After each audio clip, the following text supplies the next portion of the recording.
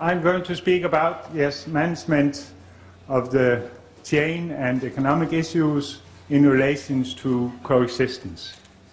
The purpose of coexistence is to secure the consumer's free choice, but on the other hand also to set up a system for the producers in the chain to have a free choice.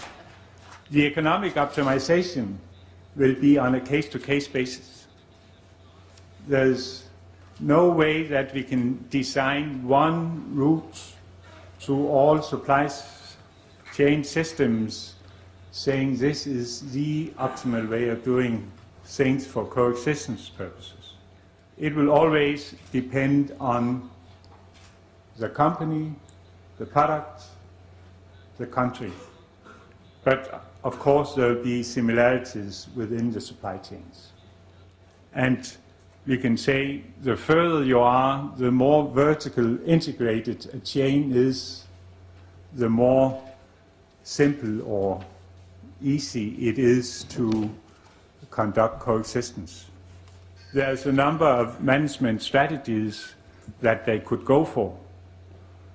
And the first one is, of course, segregation, where you dedicate one factory or one processing unit to DM and one to non-DM.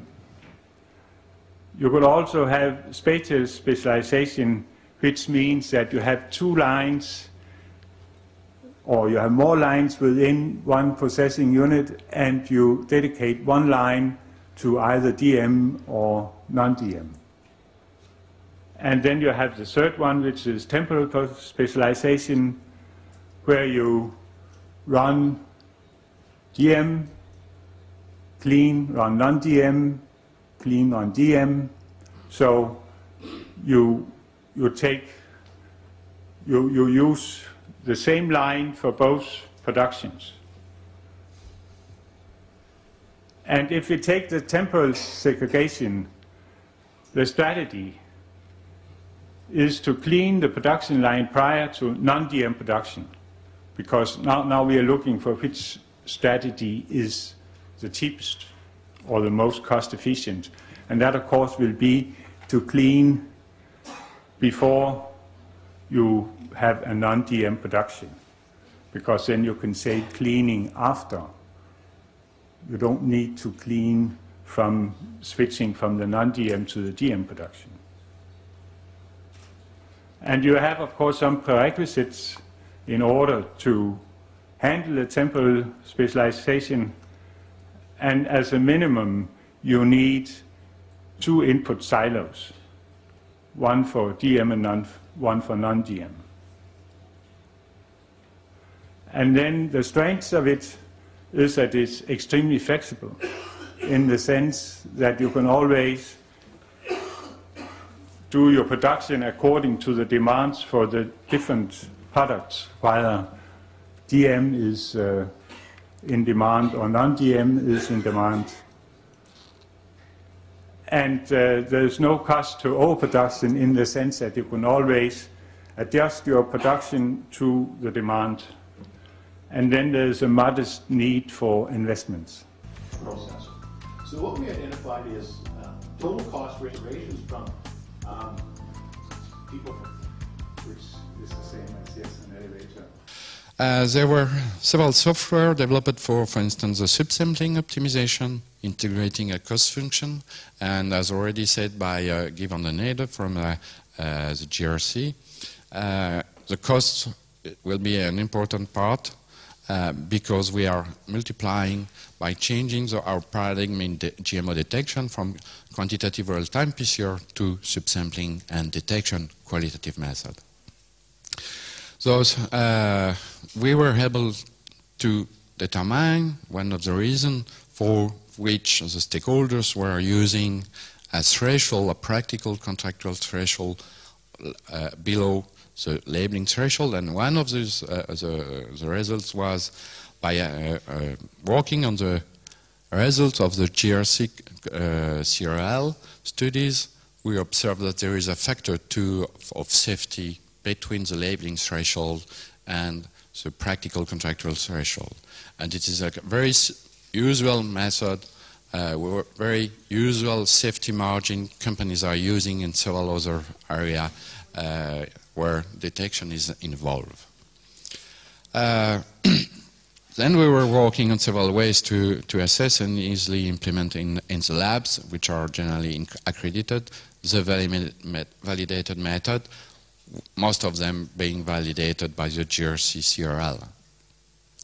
We were working on the variability of the globally used modular approach, a concept which was developed by Aaron Hodgson in the qPCR GMO food project and of the FP5, and it was very important to work on because this modular approach is used in all the European validation and is used more and more in several other detection areas about pathogens, about mycotoxin organism producing, etc., etc. So it means it's not restricted to GMO detection. It is a quite a global approach, and because it is less expensive, it is more flexible, etc., etc.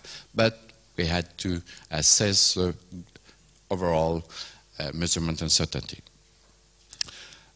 We compare several chemistries and apparatus used for implementing this CRL validated method, and now there is a better flexibility and the lab school in front of the accreditation bodies show that most of they will have papers to show that it is quite easy and it is understandable to move from a chemistry used for a validation to another one, which could be, for instance, less expensive or provide a shortest duration of analysis, etc., etc. And we worked also on how to improve the reliability and to decrease the sensitivity of our detection methods to, for instance, PCR inhibitors, etc. Thus, we have several methods now which are less sensitive to inhibitors. We have some methods that are working in the cooperatives. I will not say in the fields because generally the analysis except some protein-based methods are not used in the fields, but at least in the cooperative based on PCR or LAMP, etc. We have methods that are at least 100 times more sensitive, and we can improve that. It's only depending on the cost you are ready to pay for that. We were combining a lot of DNA amplification method with statistical methodologies, with microarray, etc. And we are able at this moment to detect numerous targets in one tube.